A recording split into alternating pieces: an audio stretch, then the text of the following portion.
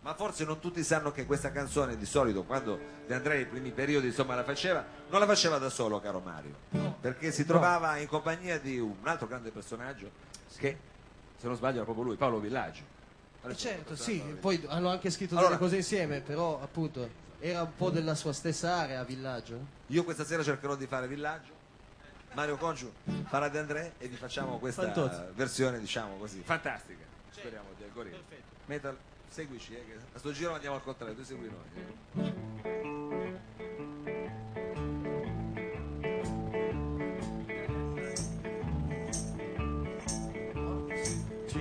Sulla piazza di una città la gente guardava con ammirazione un gorilla portato là dagli zingari di un baraccone, con poco senso del pudore. Le compari di quel rione contemplavano l'animale, non dico dove, non dico come, attenti al gorilla.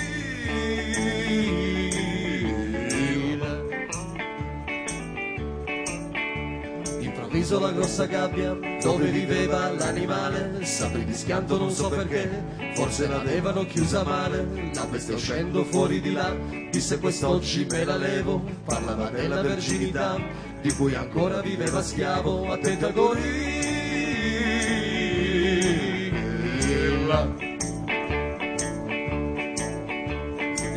Si mise a urlare: il mio gorilla, fate attenzione, non ha veduto mai una scimmia, potrebbe fare confusione. Tutti presenti a questo punto fuggirono in ogni direzione, anche le donne dimostrando la differenza fra idea e azione. Attenti al gorilla.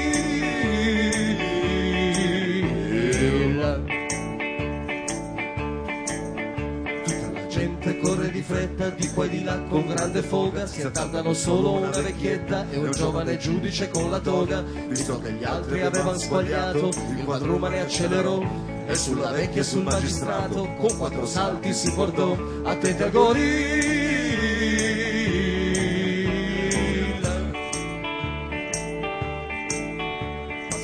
Pensando la vecchia che io fosse ancora desiderata, sarebbe cosa alquanto strana e più che altro non sperata che mi si prenda per una scimmia. Pensava il giudice col fiato corto: non è possibile, questo è sicuro, il seguito prova che aveva torto. Attenti al gorilla.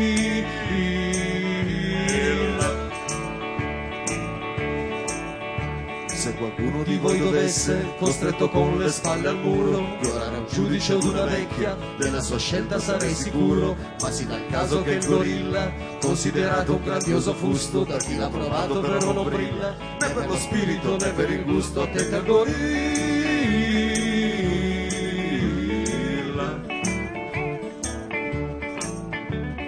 Lui, sdegnata la vecchia, si dirige sul magistrato, lo afferra forte per un'orecchia e lo trascina in mezzo a un prato. Quello che avvenne fra l'erba alta non posso dirlo per intero, ma lo spettacolo fu avvincente e la suspense ci fu davvero. Attenti al gorilla.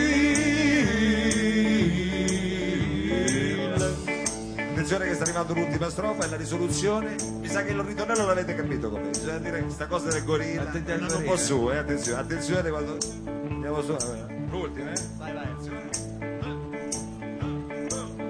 Dirò soltanto che sul più bello dello spiacevole cupo dramma piangeva il giudice come un vitello, negli intervalli gridava mamma come quel tale cui il giorno prima come ad un pollo con una sentenza un po' originale aveva fatto tagliare il collo. Attenti al gorilla.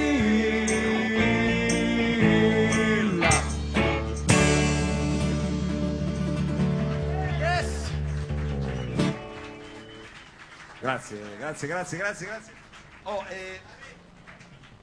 Diciamo così, per chiudere questo momento, anche, ma facciamo un saluto a questo artista che è arrivato. Signore e signori, è arrivato Vittorio Cane, fategli un applauso che se no ci resta male. Allora,